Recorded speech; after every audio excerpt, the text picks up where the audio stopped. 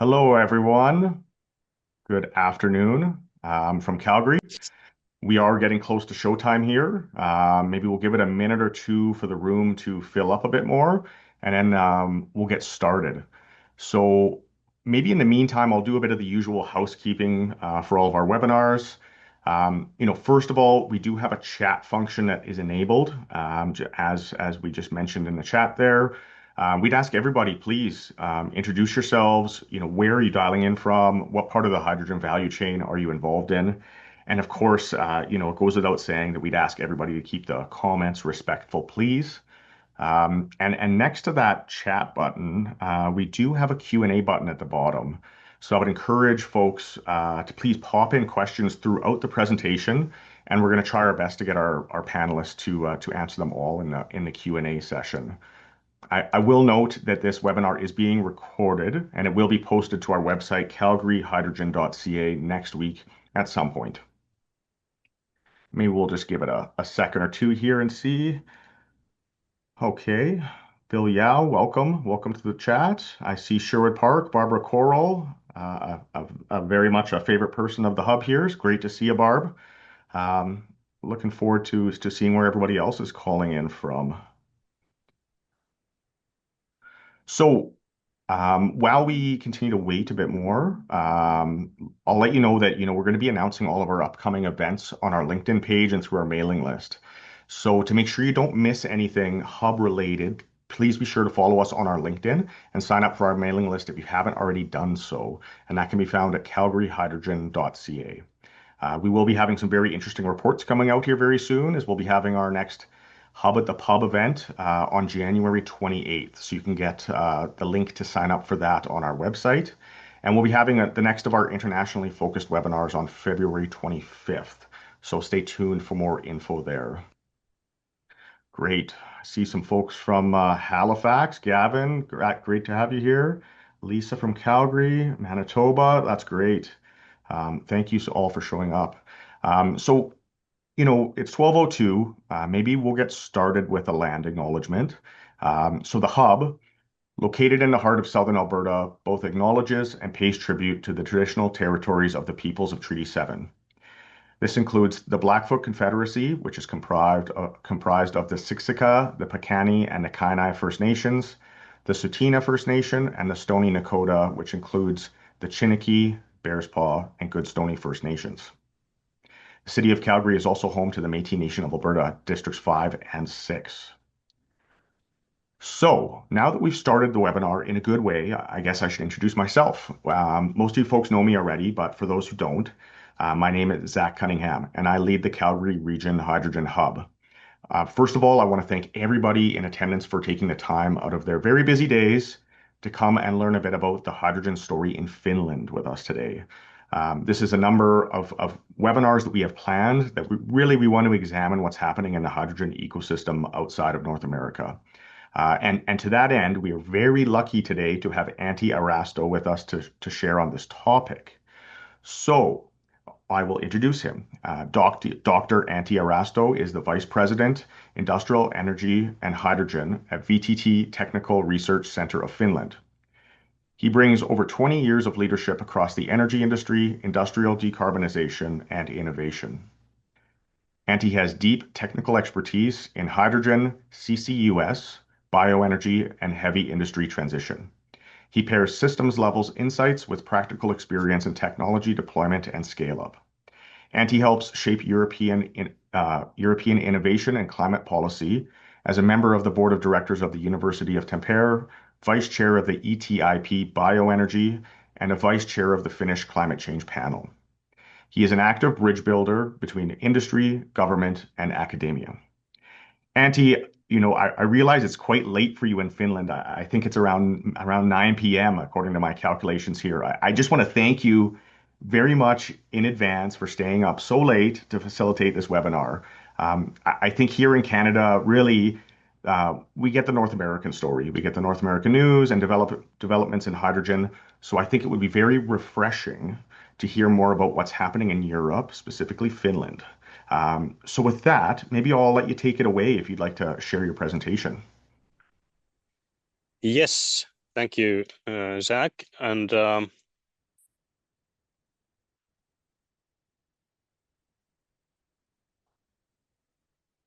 here we go.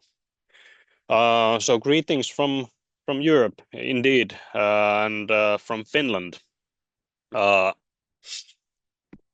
prepared the presentation. We'll run it through, and there's of course opportunities for questions and all comments more than welcome.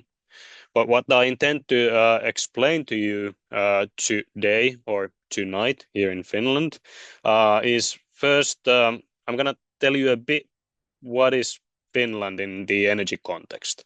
This is to give you a bit of background what is happening there, and then or why things are happening here, and then moving to explaining more in concrete terms how hydrogen is being advanced here in Finland, since we actually think ourselves one of the forerunners actually in the entire globe when it comes to hydrogen.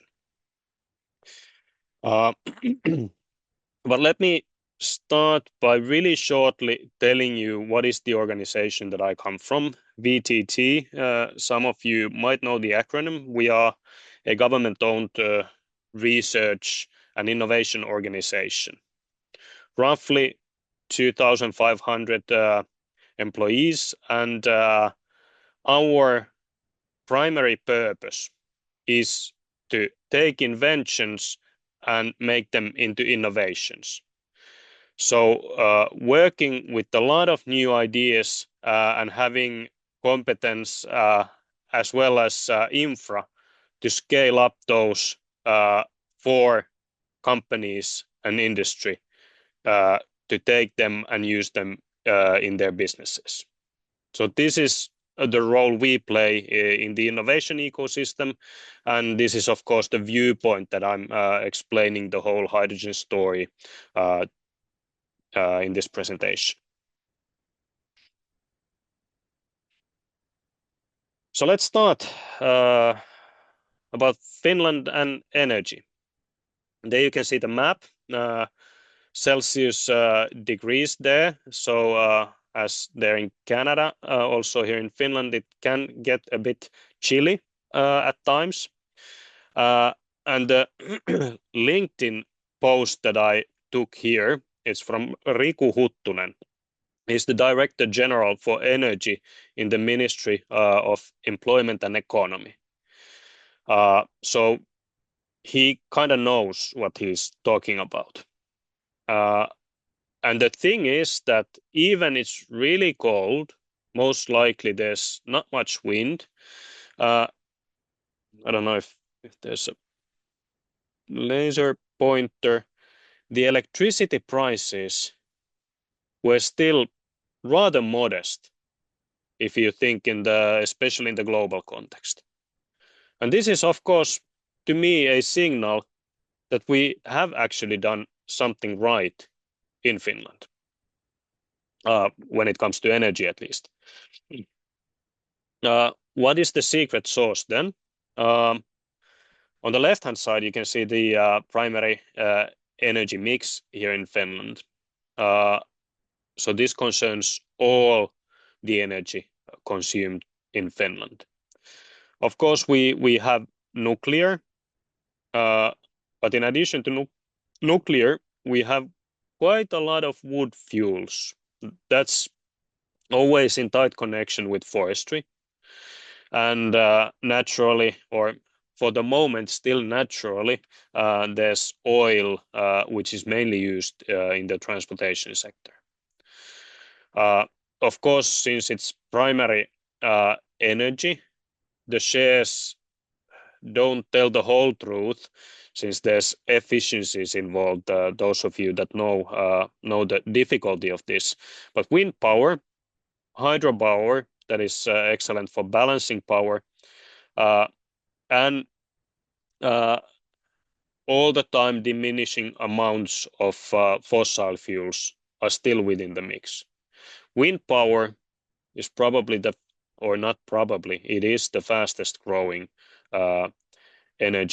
primary energy source in Finland. And where this energy is used, just quickly saying that we do have quite a bit of heavy industry in addition to more normal uses for energy, and heating of buildings, as you can probably guess, is of course also a significant factor in Finland. Heavy industry covers steel, forestry, I mean mechanical and chemical forest industry, some chemical industry, petrochemical, oil refining, and also lime or cement industry. So pretty heavy energy users and heavy emitters. So this is the background where we came from, and one thing I didn't mention is the secret sauce. And to me, the secret is that there's one of the most liberalized electricity markets in the world. And at the same time, there's huge variety of different primary energy sources. So we are not relying only on gas or only on hydro, only on nuclear, rather than having a quite nice balanced mix there. So that was Finland.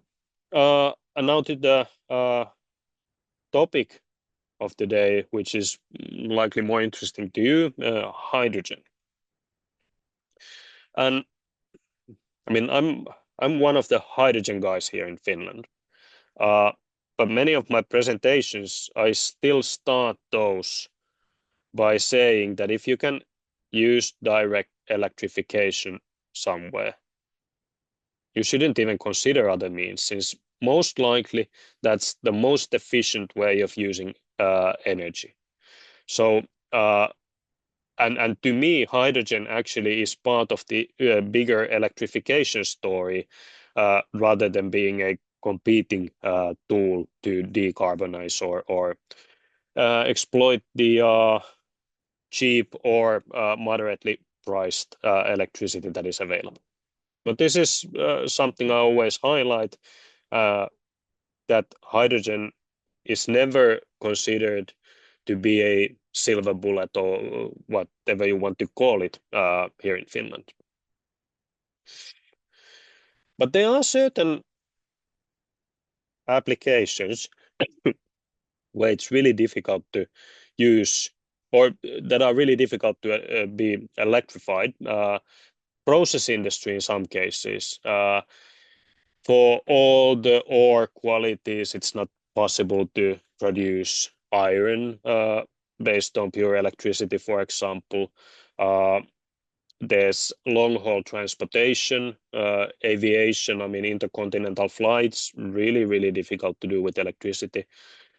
And the third one is the really fundamental factor that is a challenge with electricity, and that's how we store large amounts of electricity for long time periods, meaning monthly or seasonal storage. And you probably were able to sorry, make the math that, of course, if it's difficult to use electricity directly there, then hydrogen stands in. So actually, most of the industries that are in discussions or in hydrogen projects or somehow involved are those difficult to decarbonize, difficult to use direct electricity sectors.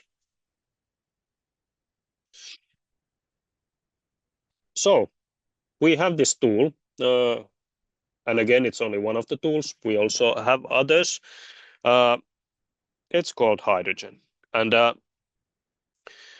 point of hydrogen is that it's an energy carrier.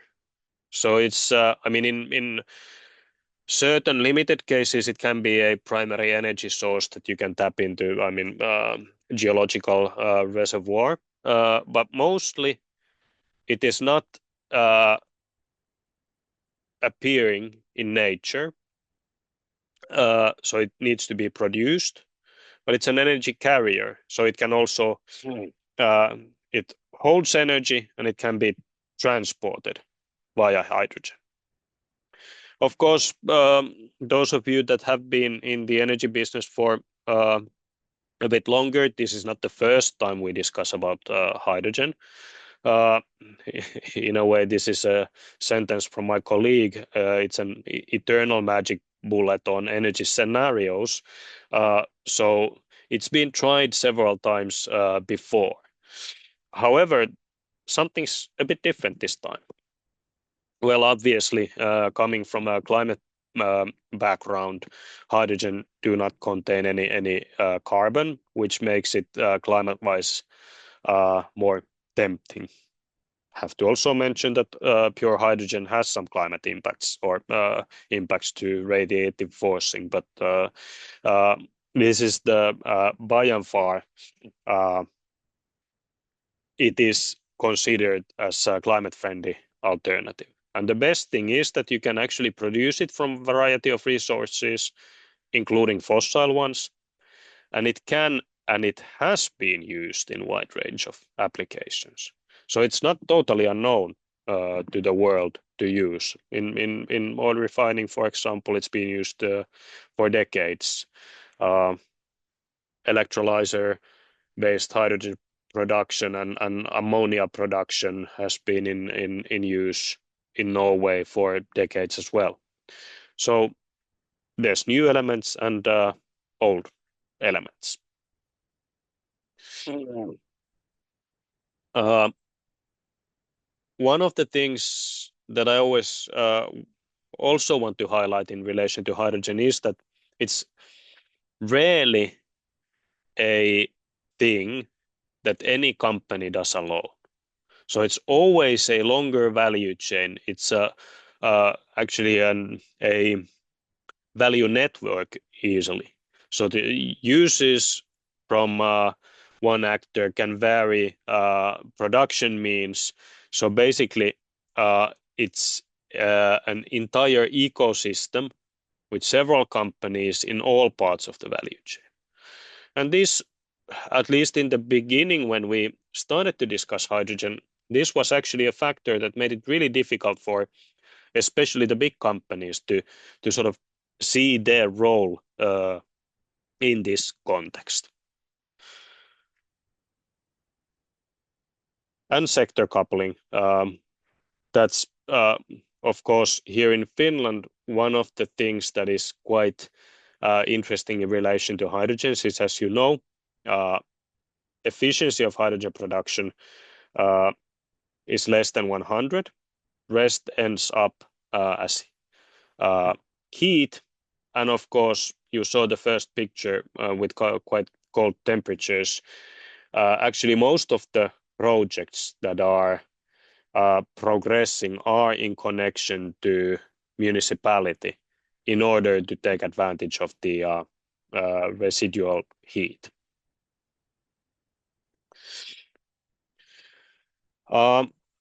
As I said, it's an ecosystem. And this is, to me, one of the success stories we have in Finland.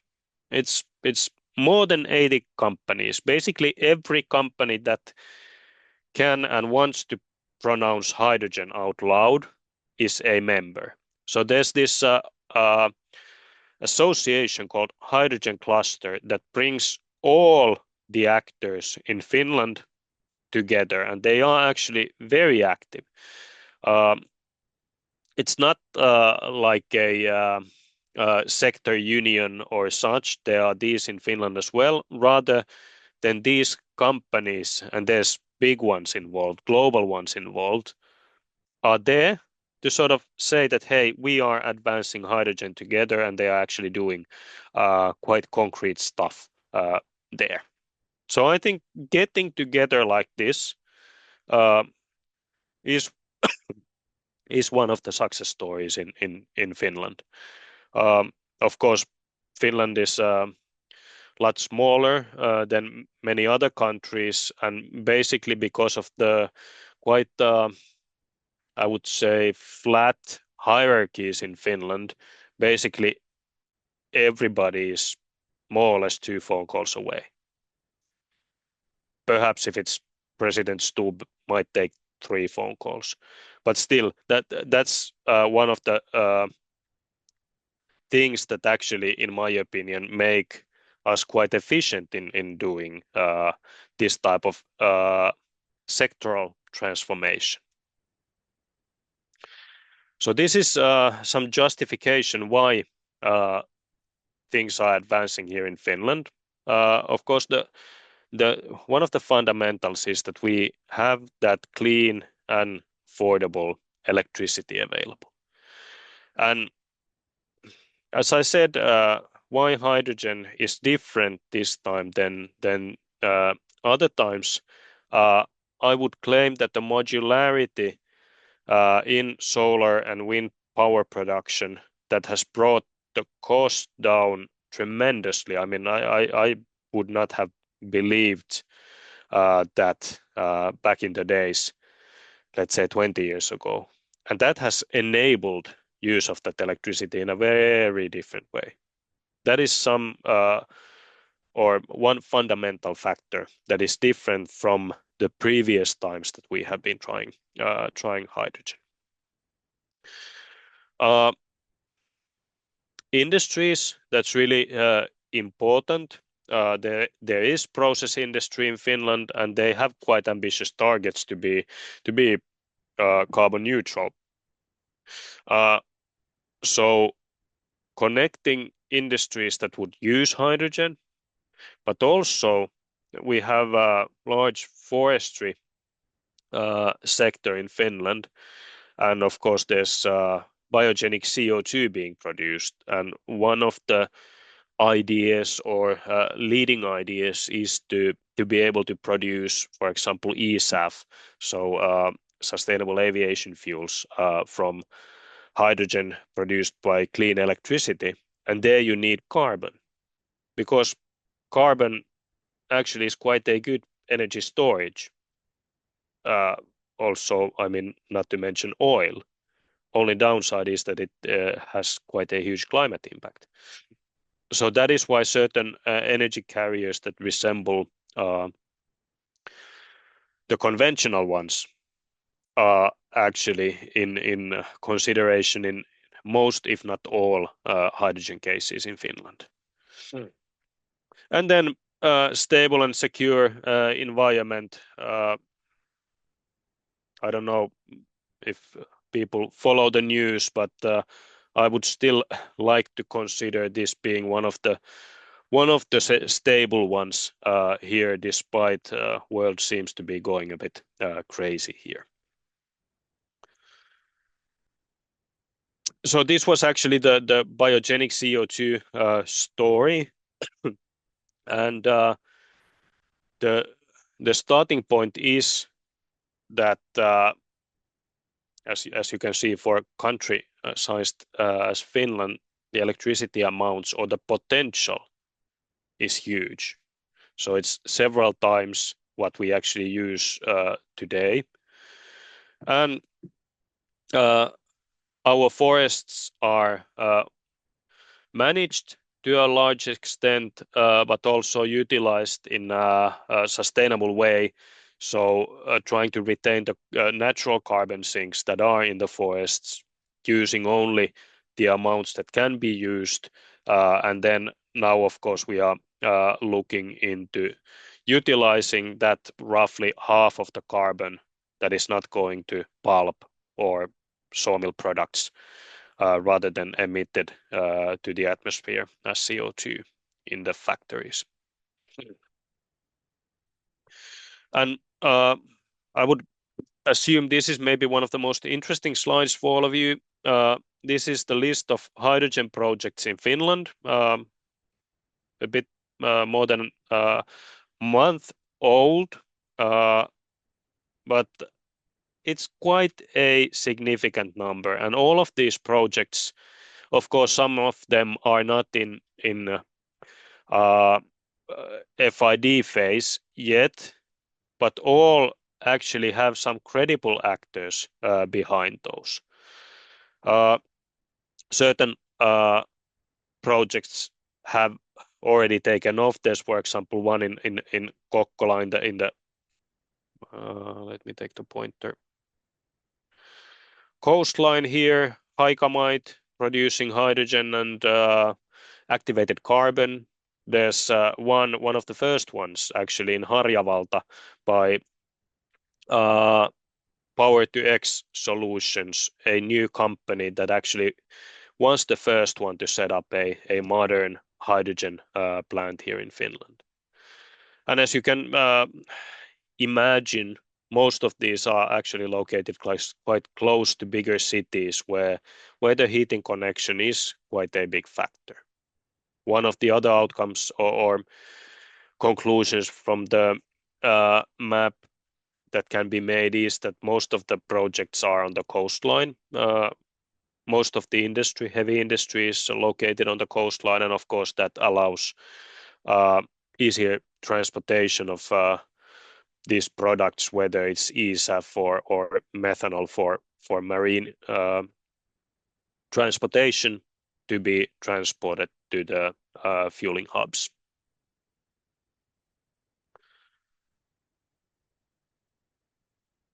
In Europe, I mean, and this is different than a cluster. We have these hydrogen valleys, which is the sort of fundamental,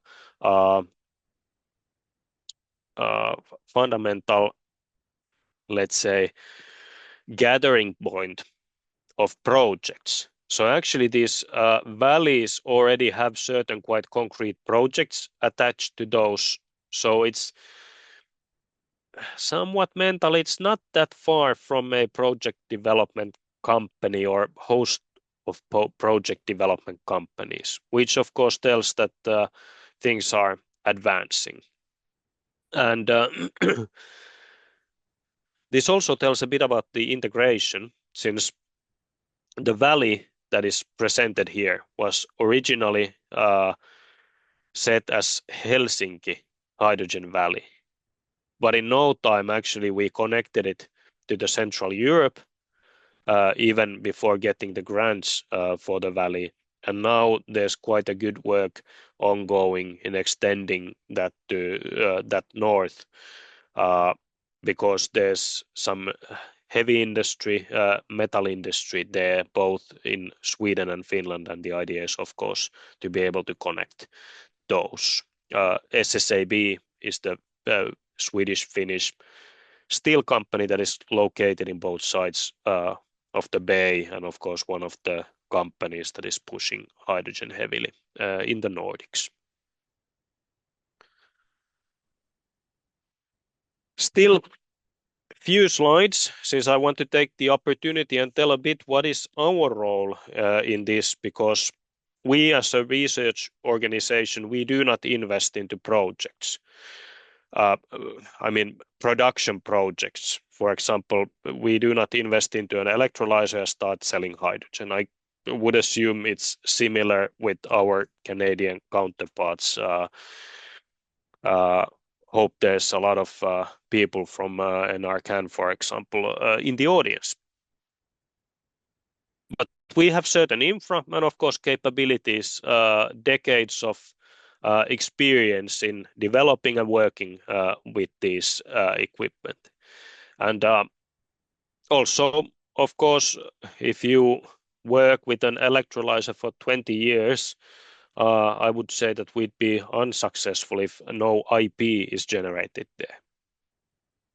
But as said, IP is not generated in order for us to use it. Rather, I would say that all IP we are creating should be eventually utilized by companies, Finnish companies, European companies, or global companies.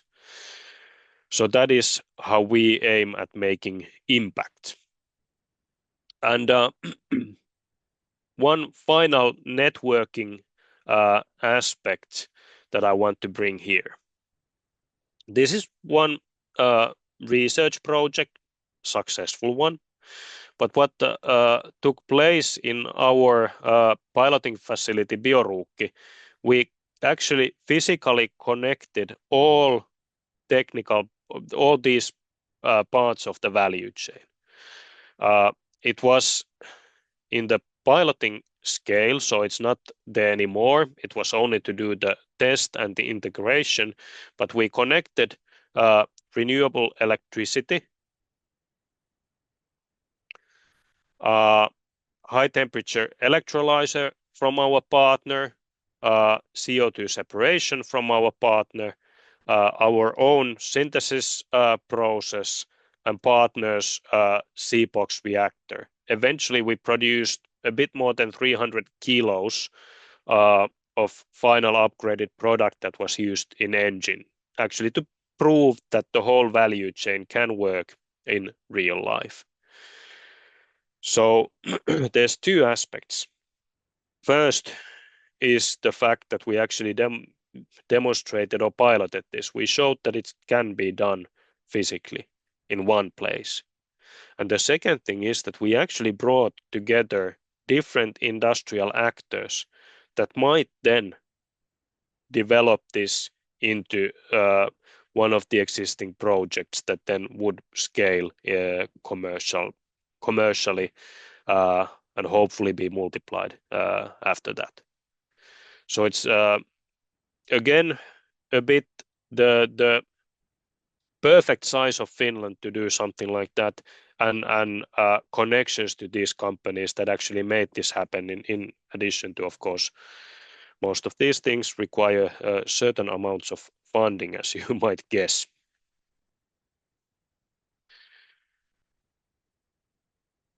So that was my hydrogen story. There's my contact and my colleague Stina Landau's contact. If you after the chat and discussion want to still contact us, we are always happy to cooperate with partners, friends globally, whether they are companies, research organizations, universities, hubs, as in this case. Thank you very much. Great. Well, thank you so much, Antti. That was a great presentation. Certainly, we're having a few questions come in. I have a few questions for you. Maybe we could start with that. So, if we look, at countries across the world, they have national energy strategies, and hydrogen is a component of many. Are you able to talk a little bit about, the Finland? Is there a national energy strategy? Is hydrogen a part of it? What does that look like? Yes, yes, that's a good question. We actually, and I put it simply because there's laws and different assessments and so on. But once every government is actually producing or renewing the climate and energy or energy and climate strategy, so that is in a way a document that is updated every 4 years, and that gives the, let's say, backbone of the energy system. And actually, what comes to strategies, this hydrogen cluster just last week published their roadmap, how hydrogen is taken forward. And they're breaking down things to quite concrete actions. I actually was planning to have it in the presentation, but unfortunately, as we are in Finland, it's in Finnish, and Copilot wasn't fast enough. But that's there. That's publicly available. If you want to take a look and see what Finnish companies are thinking, how things are progressing. And the beauty of this is that, of course, ministries and companies actually discuss quite a bit in Finland. Of course, we are owned by the ministry, so we are there in the interlinkage as well. Great. Very interesting. We have a question from Kenneth, which is, what is the focus of funding in Finland? I'm assuming government-based funding, based on the three areas that you outlined in your earlier slide there as opportunities for hydrogen process, industry, energy storage, transportation. Is there something that's more prioritized than others currently for funding? Basically, there's two type of tools, I would say. There's ones that are more energy policy tools. There's certain tools on Finnish level, and of course we are part of EU, so there's EU. Say, for example, blending mandates for aviation sustainable aviation fuels. So that, of course, creates the demand, and then us clients need to pay that when we fly. So those type of policy tools. There's tax exemptions for heavy electricity users or to switch from oil to electricity. There's actually coal. Use of coal in power production is banned from 29 onwards. And that has actually led to the fact that no renewals of power plants have been done. So that's the sort of course, there's policy instruments. In addition to that, there's several instruments that relate to new technology.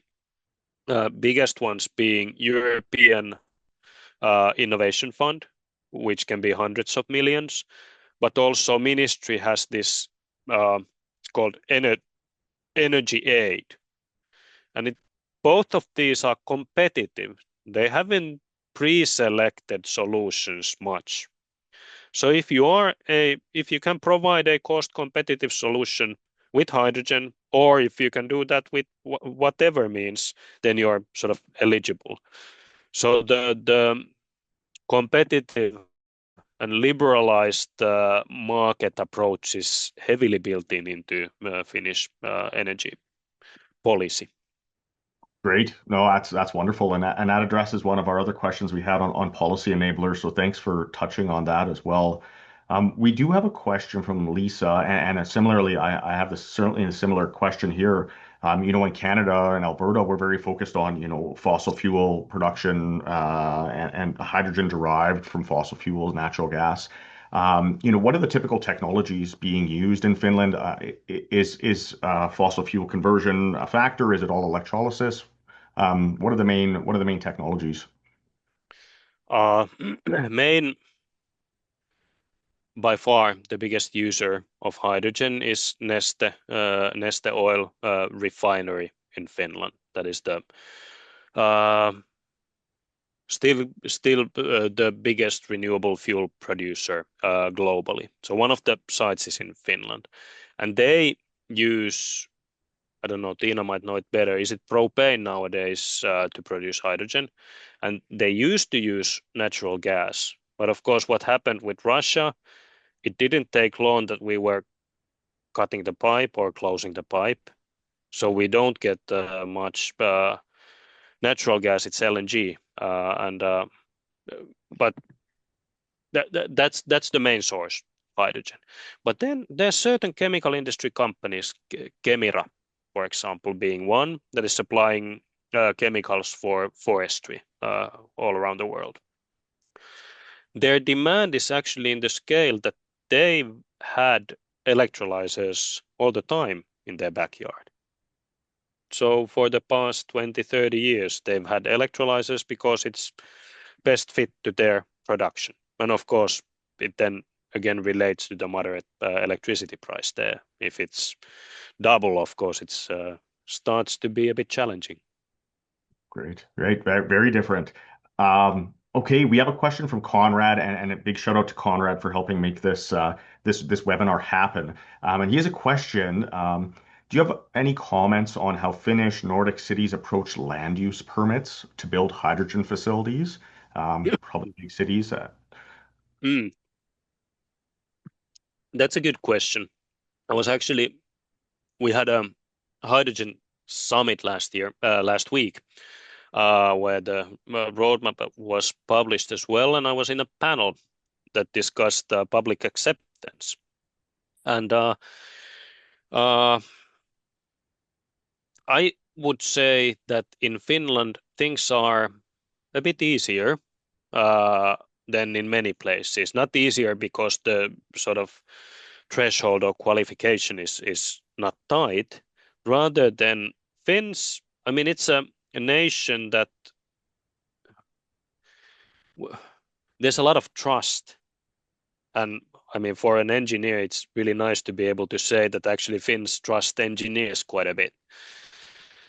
So it's we have nuclear power plants, and it's not a huge. Of course, if it's really close to where you live, or summer cottage, it's an issue, but mostly it's quite accepted.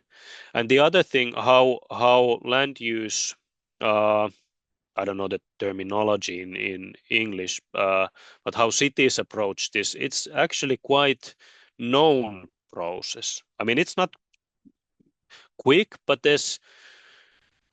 you can anticipate what are the timelines when you actually have the permit. Then you know that if there's complaints, there's only this place where you can complain, and if not, then it's okay. If you do, then there's a certain timeline that you can do it. And I think it's a good combination, since in democracy, of course, people need to be able to have their say. I don't want this in my living room, but still it seems to be manageable for companies. And this is, to my understanding, not the case all around the world. Okay, great. Well, maybe on that, there's a little bit of a regulatory thread that we're going down. So, Barb asked a question, and about the regulatory regime in Finland for hydrogen production, transportation, storage. Is the regime fully developed, or is it under construction, being built, or is it well defined, the regulatory regime? Um,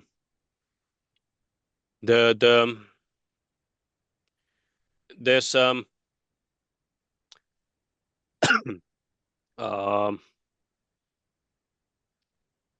there's a government-owned company called Gas Grid that owns the natural gas pipelines.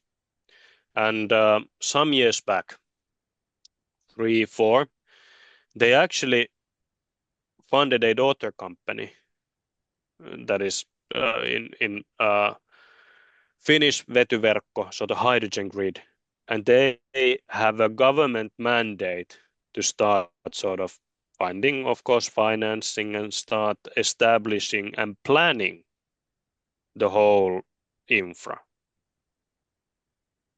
So this is at the moment there's still at the moment there's individual cases, but or individual plans, so no huge connections yet. But that's the plan, and I think it kind of fits the Finnish engineering mentality there. Okay, interesting. Now we've had the questions are certainly flooding in now, which is great. Lots of folks are interested Very in what's good, happening over there. very So good. there's a couple questions, and I also have this down as a question myself. Let's talk transportation and storage. So you mentioned a bit about some pipelines. Is trucking being used at all? Is conversion into ammonia, liquid organic hydrogen carriers, or even metal hydride storage? Are you looking at all of these, or is there a couple that are appearing to be on top?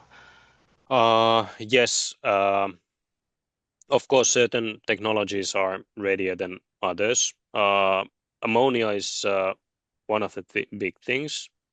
When it comes to forestry, I would say that there's a slight lean towards methanol, perhaps because they already have the sort of biomethanol as a product, and this is not that far from that. And uh, then, of course, the direct hydrogen use, since there's a European directive that says that excluding certain industries, most industries would need to use 50% clean hydrogen. So actually, if they use hydrogen, it needs to be 50% clean by I don't actually remember the year by heart. So direct use, and then what seems to be one of the topics is heavy duty long haul trucks and methane. So actually, there's a company that has planned to invest in 2 handfuls of production places around Finland, and set up a network for uh, gas trucks to be fueled there.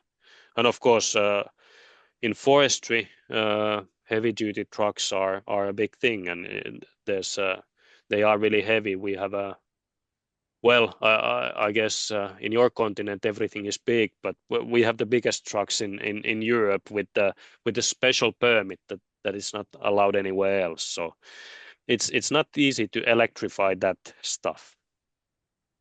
Okay. Yeah, definitely. I think we're certainly experiencing that here as well. And like you mentioned, we have Yeah. long distances and heavy loads here in Canada.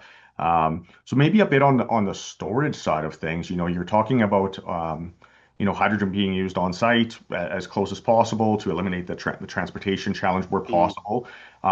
In terms of is storage, is there a liquid hydrogen storage option being looked at?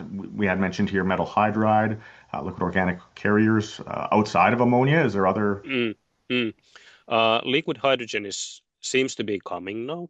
Uh, uh, the liquid organic hydrogen carriers, I think it's still a bit further away as a technology.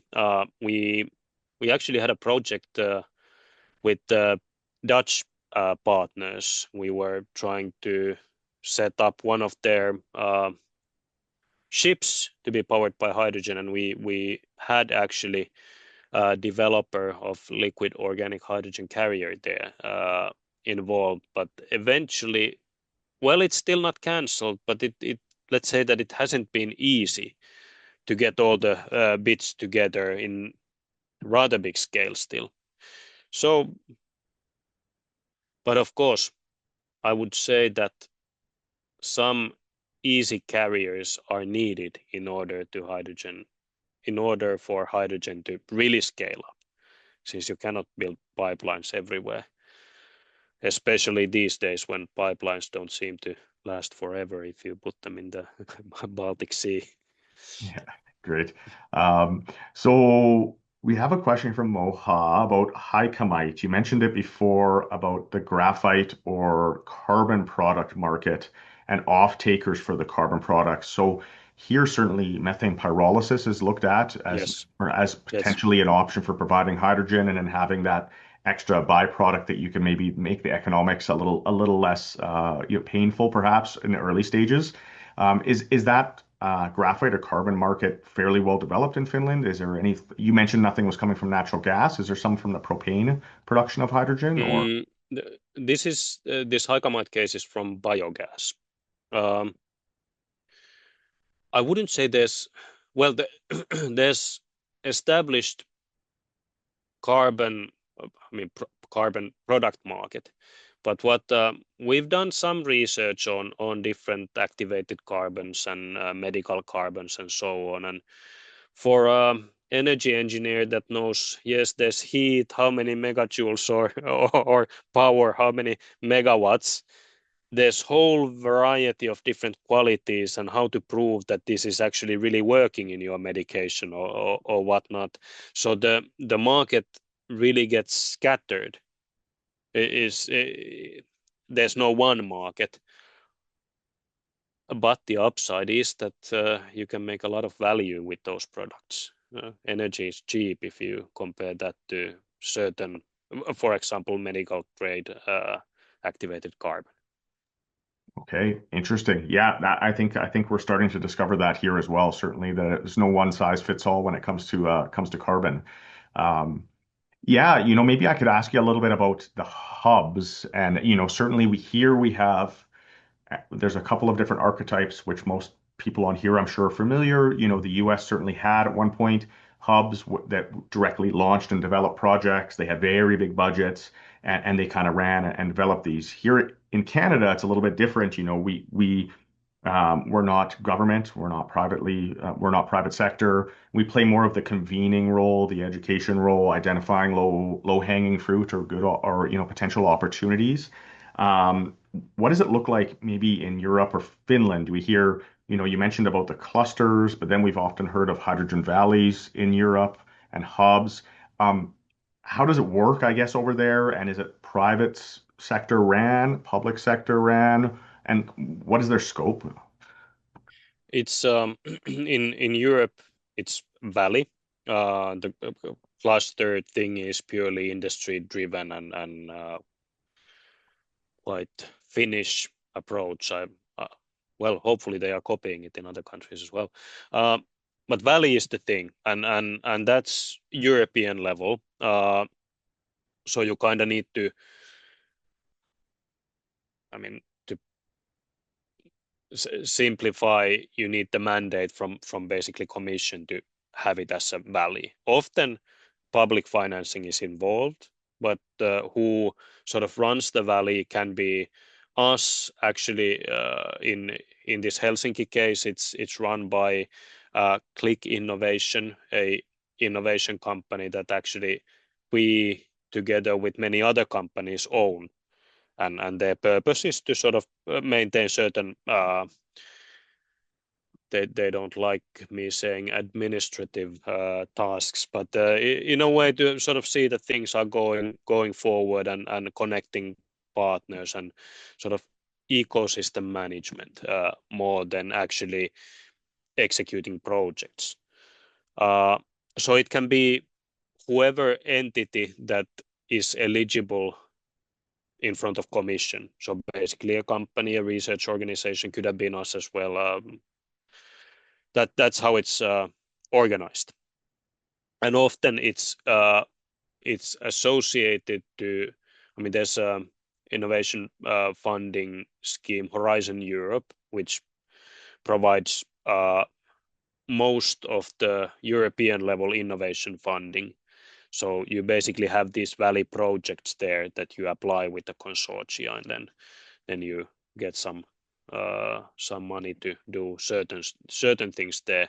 But it's always a combination. So basically, you then need to bring in projects and companies, and it's for for I mean not to have only desktop valleys in a way.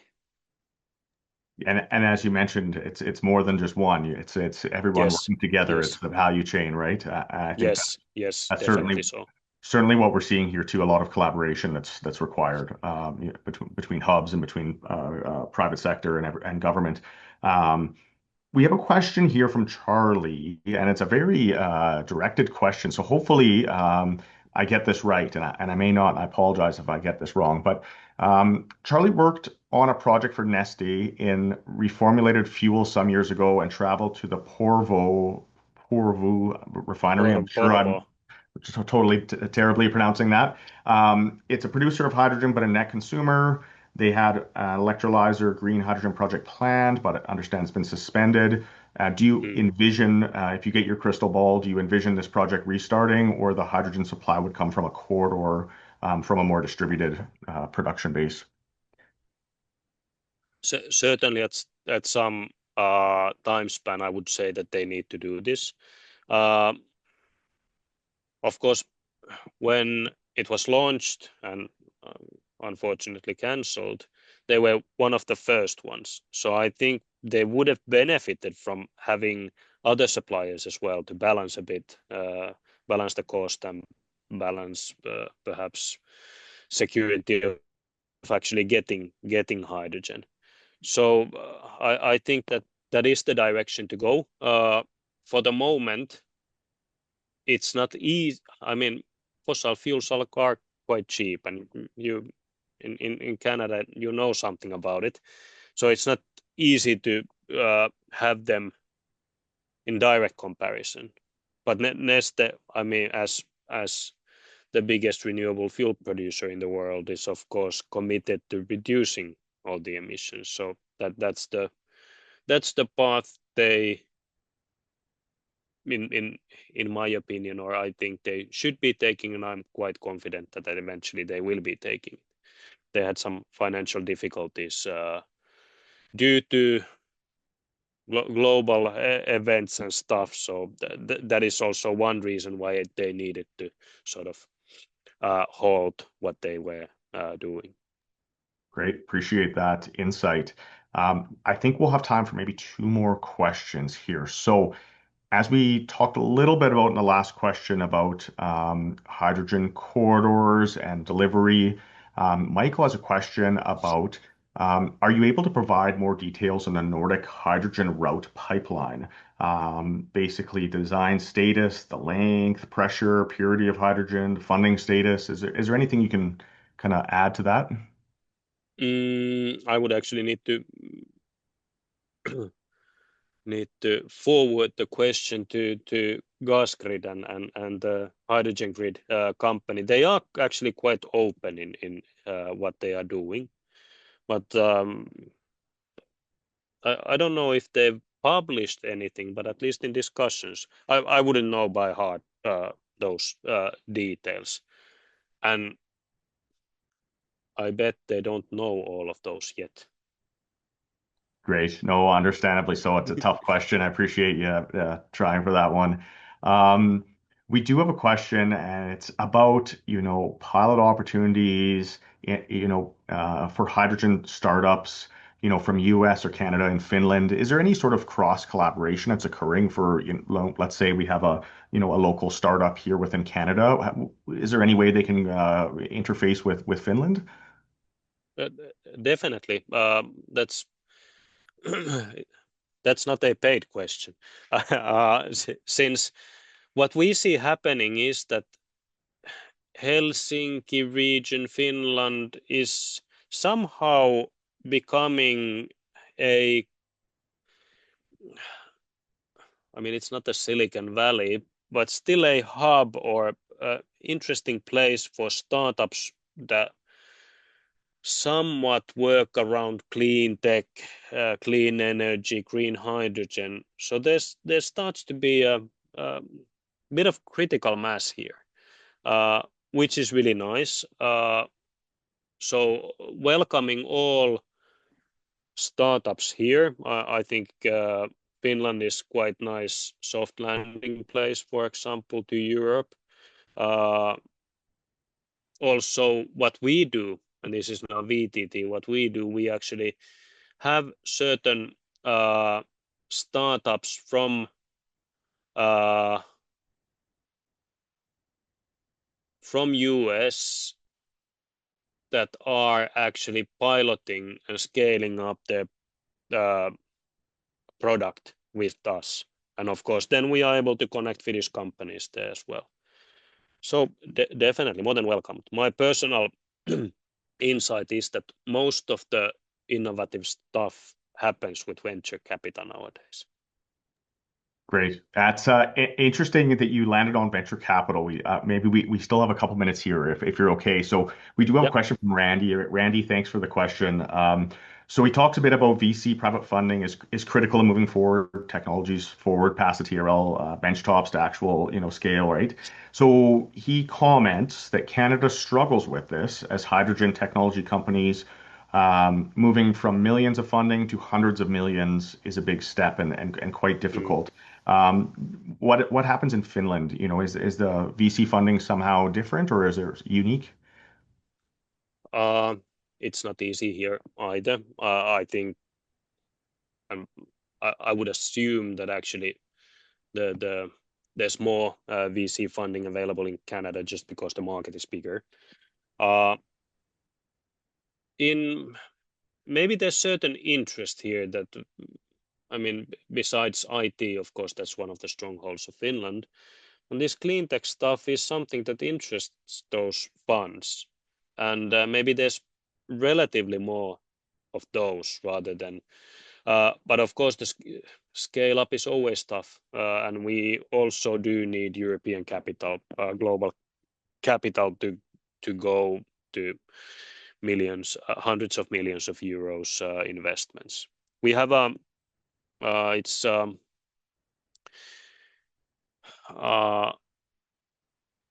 it's an entity called Industrial Investment. I mean, innovative name. It's owned by government, and it's government's tool to sort of enable industrial investments to scale up. So they are actually involved in most of the funds that there are in Finland. Uh, so if from the startup venture capital scene, you need one entity to talk to, I would say that it's, well, of course, we are always able to help, but it's Tesi, then they know quite a lot. Great. Okay, one last rapid fire question for you, Antti. Uh, everybody likes to talk dollars per kilogram. Certainly here in Canada, we hear all sorts of things and ranges. Do you have any sort of a number like what is a good cost per kilogram in Finland? What is available now? Anything you may have there? Do you have a Uh, we are, I mean, we in our VTT's development program, so to say, we are targeting €2 a kilo, okay? And through but through through electrolysis. through electrolysis. I guess the fossil reference here is €1.5 a kilo or something like that, Okay, depending on the place a bit, and of course, sure. uh, we are not quite there yet, unfortunately. Yeah, I think certainly we're in the same boat that we're really trying to get those costs down, and it's very challenging at this stage of the game. So. Well, hey, I'm going to let you go, Auntie, because I know it's getting late there. So really, I think, folks, that's going to do it for today. I want to give a thanks to everybody that took some time today to come and attend. We really appreciate it. And very much give a special thank you to Auntie for staying up late to share about Finland and VTT in particular. So I would encourage everyone here that has further questions. It seems like we're having wonderful amount of questions here. Please connect with Auntie or Tina. The emails were provided in a chat via email or maybe LinkedIn. Is that okay, Auntie? That's Sure. Yes. okay. Yes. Yes. Great. And then as I mentioned earlier, this webinar will be posted on our website next week at some point, calgaryhydrogen.ca. I'd encourage everybody here to sign up for our next webinar on February 25th. We're going to be focused on hydrogen in Germany this time. So if you want to chat with any of the Hub team at all, I would encourage folks to sign up for our January 28th Hub at the Pub event as well. Auntie, thank you so much. This was a very illuminating presentation. Thank you for the opportunity. All right. Take care, folks. Take care. Bye.